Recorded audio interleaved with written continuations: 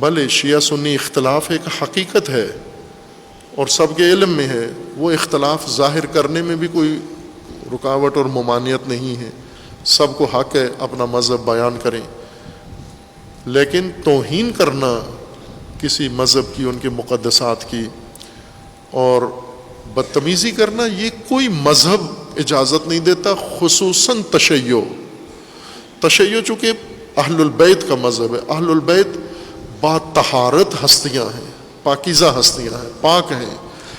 پاک ائمہ کا مذہب میں نہ لعنت ہے، نہ فوش ہے، نہ یہ بدتمیزی ہے، کچھ بھی نہیں ہے۔ یہ باہر سے آپ تاریخ پڑھ کے دیکھیں، بنو امیہ نے فحاشی شروع کی ہے، نہ اہل البیت نے۔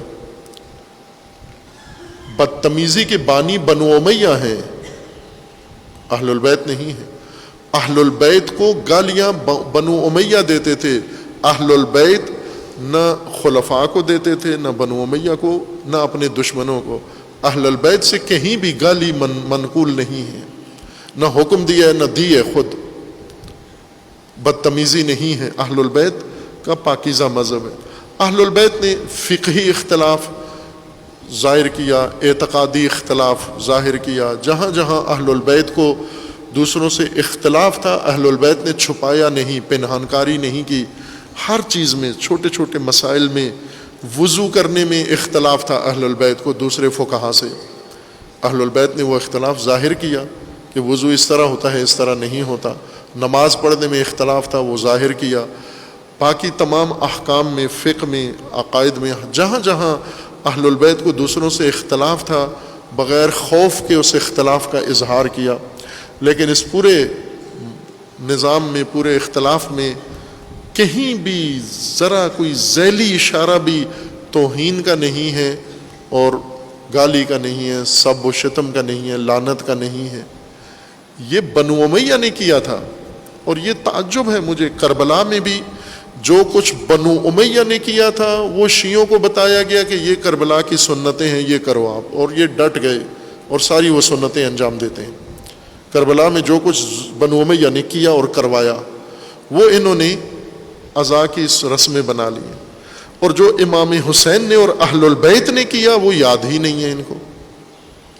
اسی طرح بنو امیہ نے جو کچھ بدتمیزی، لعن طعن، سب و شتم کی رسم ڈالی، وہ کسی نے ان کو بتا دی کہ یہ مذہب ہے اہل البیت کا، یہ نہیں ہے۔ اہل البیت کا مذہب ادب کا مذہب ہے، احترام کا مذہب ہے، اور یہ تو خود بیان کرتے ہیں سارے کہ قاتل بھی جب اہل البیت کا قاتل اہل البیت کے پاس آتا ہے، وہ اس پر بھی احسان کرتے ہیں، یوں نہیں کہ وہ ہاتھ آیا ہے تو اس کی۔ یا امیر المومنین کے سامنے ایک جنگ میں امیر المومنین کا حریف اور رقیب ننگا ہو گیا اپنی جان بچانے کے لیے۔ کیوں ننگا ہوا؟ اس نے سب پورے کپڑے اتار دیے۔ کیوں ہوا؟ چونکہ اسے پتا تھا کہ باحیا ہے، علی باحیا رہبر ہیں، میں بے حیائی کروں گا تو وہ حیا سے مجھے چھوڑ دے۔ ایسا ہی ہوا، اس نے بے حیائی کی، امیر المومنین نے آنکھیں بند کر کے منہ موڑ لیا، وہ بھاگ گیا۔ وہ یہ اہل البیت ہیں۔ اہل البیت تو ہرگز نہ بے حیائی، نہ بے شرمی، نہ بدتمیزی، نہ بے ادبی، یہ اہل البیت کے مذہب و مکتب کے قریب بھی نہیں ہے، کہیں بھی نہیں ہے۔ یہ بعد میں وارد کیا گیا، بتایا گیا ہے کہ یہ اہل البیت کے فضائل کا نام یہ ہے، یہ نہ کریں۔